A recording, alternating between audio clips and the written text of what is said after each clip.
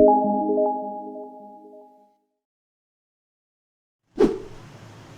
Everyone, this is Kashif Nafees. स्वागत है आपका नाइस टेक एजुकेशन मेरे इस चैनल में। और आज हम कंप्यूटर से रिलेटेड नई चीज़, नया टॉपिक, नया सब्जेक्ट आपके लिए लेकर के आए हैं। Excuse me sir. Yes. Sir मैं एसएससी की प्रिपरेशन कर रही हूँ। मुझे थोड़ा इनपुट और आउटपुट में बहुत कंफ्यूजन थी। अगर आप समझा देंगे तो ज़्यादा अच्छा रहेगा। ओके, आप बैठिए, फिर बताते हैं हम। तो दोस्तों, एक क्वेश्चन आया है। फंडामेंटल सब्जेक्ट है ये, कंप्यूटर फंडामेंटल में इनपुट डिवाइस और आउटपुट डिवाइस क्या है, इसके अंदर क्या क्या कंटेंट्स हैं, कितने सारे इनपुट डिवाइस हैं, कितने सारे आउटपुट डिवाइस हैं, इसके बारे में आज मैं डिस्कस करता हूँ इनकी फरमाइश के हिसाब से। तो चलिए शुरू करते हैं वीडियो। आखिर तक बने रहिएगा, मज़ा आएगा, क्योंकि सारी चीज़ें मैं ट्रिकी तरीके से आपको बताऊँगा जो समझ में आसानी से आ जाए और पूरे दिमाग में आपके घुसे। वीडियो पसंद आए तो लाइक ज़रूर कीजिए। चलिए आगे बढ़ते हैं। पहले तो देखिए, ये समझिए इनपुट डिवाइस है क्या। हम लोग जनरली किताब से रट लेते हैं कि इनपुट डिवाइस ये है, ये है, ये है। कम से कम 10 या 12 आइटम्स हमने याद कर लिए, और आउटपुट डिवाइस में 4-6 आइटम हमने याद कर लिए। मान लीजिए 2 साल बाद, 3 साल बाद कोई नए डिवाइसेस आ गए तो आपको बड़ा कन्फ्यूजन होगा कि ये कौन सा डिवाइस है, किसमें गिना जाए इसको। तो दोस्तों, समझना ये है कि इनपुट डिवाइस है क्या, किस प्रकार के उपकरणों को हम इनपुट डिवाइस में शामिल करते हैं। तो इनपुट डिवाइस, देखिए, डिवाइस यानी होता है उपकरण। कंप्यूटर में जितने उपकरण और पार्ट्स हम जोड़ते हैं, उन उपकरणों में ऐसे उपकरण जिनके माध्यम से कंप्यूटर के अंदर डेटा या सिग्नल भेजा जाए, उसे हम इनपुट डिवाइस कहते हैं। ये डेफिनेशन है इनपुट डिवाइस की। मतलब कंप्यूटर के अंदर हम जिन उपकरण के माध्यम से कोई भी इनपुट, इंस्ट्रक्शन, आदेश, कमांड जो भी हम अंदर भेजते हैं, उस उपकरण को हम कहते हैं इनपुट डिवाइस। अब इनपुट डिवाइस, कंप्यूटर, आप जनरली इसको सोचते होंगे कि ये कंप्यूटर है। ये कंप्यूटर जो आप समझ रहे हैं, ये पूरा कंप्यूटर तो है, हम बोलते हैं, ठीक है। लेकिन हम जो इस परिभाषा में डिस्कस कर रहे हैं कि कंप्यूटर के अंदर, तो यहाँ पे मतलब है सीपीयू से।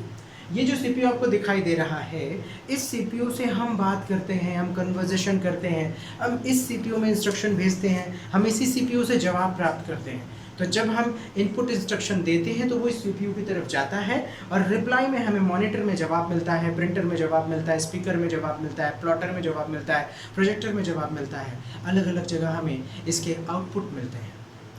तो इनपुट डिवाइस ऐसे उपकरण जिससे आप कंप्यूटर को आदेश भेजें, कमांड दें, कोई भी इनपुट, कमांड, इंस्ट्रक्शन अंदर भेजें, उन सभी को आप शामिल कर लीजिए इनपुट डिवाइस में। अब इसमें ले लीजिए पहला आपका माउस। माउस एक ऐसा उपकरण है जिसमें आप क्लिक करते हैं तो आपका इंस्ट्रक्शन अंदर जाता है, और प्रोसेसर यानी सीपीयू उस पर प्रोसेस करके आपको जवाब देता है। दूसरा इनपुट डिवाइस कीबोर्ड है। कीबोर्ड में आप जैसे ही बटन दबाते हैं तो आपका इनपुट इंस्ट्रक्शन अंदर जाता है, और सीपीयू उस पर जवाब देता है आपको बाहर मॉनिटर पर। तो 2 हो गए इनपुट डिवाइस, कीबोर्ड और माउस। इसके बारे में मैं अगला वीडियो एक और बनाऊंगा जब मैं इन सारे उपकरणों के बारे में और डिटेल में चर्चा करूंगा। फिलहाल मैं इनपुट और आउटपुट क्लियर करा दूं आपको। तो 2 हुआ, माउस और कीबोर्ड। इसके बाद स्कैनर ले लीजिए। स्कैनर, ये होता है स्कैनर, ये देखिए स्क्रीन पे आपको दिखाई दे रहा है। तो ये स्कैनर जो है, इसमें ऐसा ढक्कन होता है, बीच में कांच लगा हुआ है। आप वहाँ पे फोटो रखेंगे और ढक्कन बंद करेंगे। कंप्यूटर में इसका सॉफ्टवेयर होता है, वहाँ पे आप इसे जैसे ही आगे बढ़ाएंगे, खोलेंगे और उसके स्कैन को, बटन को दबाएंगे, तो यहाँ से वो सारी इमेज को स्कैन करके आपको स्क्रीन पर दिखा देगा। तो ये क्या कर रहा है, बाहर के आइटम्स को कंप्यूटर के अंदर लेकर के आ रहा है, इसलिए ये भी इनपुट डिवाइस होगा। अब दूसरा है जॉयस्टिक। जॉयस्टिक आपने सुना होगा, गेम खेलने के लिए इसका इस्तेमाल किया जाता है। ये इस तरह दिखाई देता है। तो गेम खेलने के लिए एक डिवाइस है, इसका इस्तेमाल स्पेशली गेम खेलने के लिए या प्ले स्टेशन में इस्तेमाल किया जाता है। ऐसा एक हैंडल होता है, आप अप डाउन राइट लेफ्ट इसको घुमा करके यूज़ करेंगे। फिर अगला है आपका ट्रैक बॉल। ट्रैक बॉल आपको रेयर केस में देखने को मिलेगा। ट्रैक बॉल माउस का सब्सटीट्यूट है, मतलब माउस का एक विकल्प है।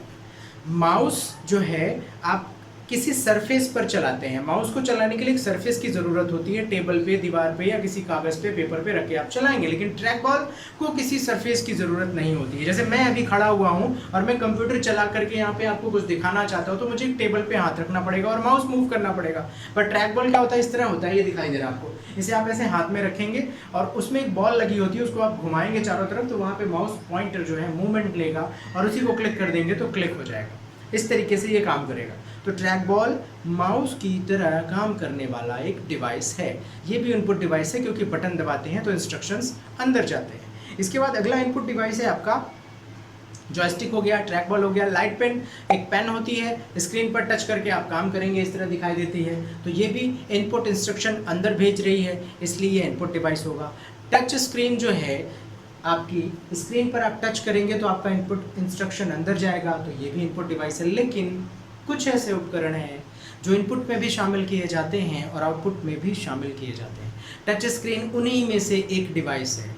टच स्क्रीन में आपको स्क्रीन पे आउटपुट भी दिखता है और उसी को टच करते हैं तो इनपुट इंस्ट्रक्शन भी अंदर जाता है, इसलिए टच स्क्रीन को इनपुट और आउटपुट दोनों में शामिल किया जाता है, याद रखिएगा इसको। फिर अगला उपकरण है आपका OBR, ऑप्टिकल बार रिकॉग्निशन या ऑप्टिकल बार कोड रीडर इसको कहते हैं। ये बार कोड को रीड करने वाली एक मशीन है, टॉर्च की तरह इस तरह दिखाई देती है ये। इससे हम बार कोड को रीड करते हैं, ज़्यादातर शॉपिंग मॉल्स में या बिजनेस में बिल बनाने के लिए, बिलिंग के लिए इसका इस्तेमाल किया जाता है। ये हुआ OBR। OBR के बाद होता है OMR, ऑप्टिकल मार्क रिकॉग्निशन या ऑप्टिकल मार्क रीडर। मार्क को रीड करने वाली मशीन को ऑप्टिकल मार्क रीडर कहते हैं। ये स्कैन करती है मार्क को और रीड करके आंसर आपको स्क्रीन पर बताती है। इसमें इस मशीन में जो शीट होती है जिसको OMR शीट कहते हैं, ये एग्जामिनेशन में यूज़ किया जाता था पहले, अभी भी बहुत जगह यूज़ किया जाता है। आप जो भी आंसर सही उसको आप डार्क कर देते हैं और ये शीट ऑप्टिकल मार्क रीडर यानी उस मशीन में जाती है और वो उसको आंसर को निकाल करके फटाफट आपको बता देता है। तो OBR हो गया, OMR हो गया। OCR होता है एक optical character reader. OCR character को रीड करने वाली एक मशीन है। अभी के समय में आपके मोबाइल में कुछ ऐसे ऐप्स आए हैं जो स्कैन करते हैं और उसमें से टेक्स्ट को यानी कैरेक्टर को निकाल करके लिख करके बता देते हैं, तो ऐसी चीज़ को हम ऑप्टिकल कैरेक्टर रीडर कहते हैं। ये सेंसर्स हैं जो इस तरह की चीज़ों को रीड करके हमें बताते हैं। इसके बाद है OVR, ऑप्टिकल वॉइस रीडर। ऐसी मशीन जो हमारी वॉइस को रीड करती है, इसे ऑप्टिकल वॉइस रीडर कहते हैं या ऑप्टिकल वॉइस रिकॉग्निशन कहते हैं। ये भी एक इनपुट डिवाइस है क्योंकि इंस्ट्रक्शन या हमारे आदेशों को, कमांडों को रिसीव करके अंदर भेजता है। इसके बाद आता है वेब कैमरा। आपके कंप्यूटर में या लैपटॉप में छोटा सा कैमरा लगा होता है, उसे वेब कैमरा कहते हैं। वेब कैमरा भी इनपुट डिवाइस है क्योंकि वो बाहर की चीज़ों को खींच करके इनपुट इंस्ट्रक्शन या मैसेज या सिग्नल बना करके अंदर भेजता है, इसलिए ये इनपुट डिवाइस में गिना जाएगा। इसके अलावा और किताब से बाहर जाएं तो आप आधार बनवाने कभी गए होंगे, वहाँ पे आप अपनी सारी उंगलियों को स्कैन करवाते हैं, तो वो जो कांच का एक डिब्बा जैसा मशीन है वो भी इनपुट डिवाइस में गिना जाएगा। उसे जनरली बायोमेट्रिक मशीन कहा जाता है।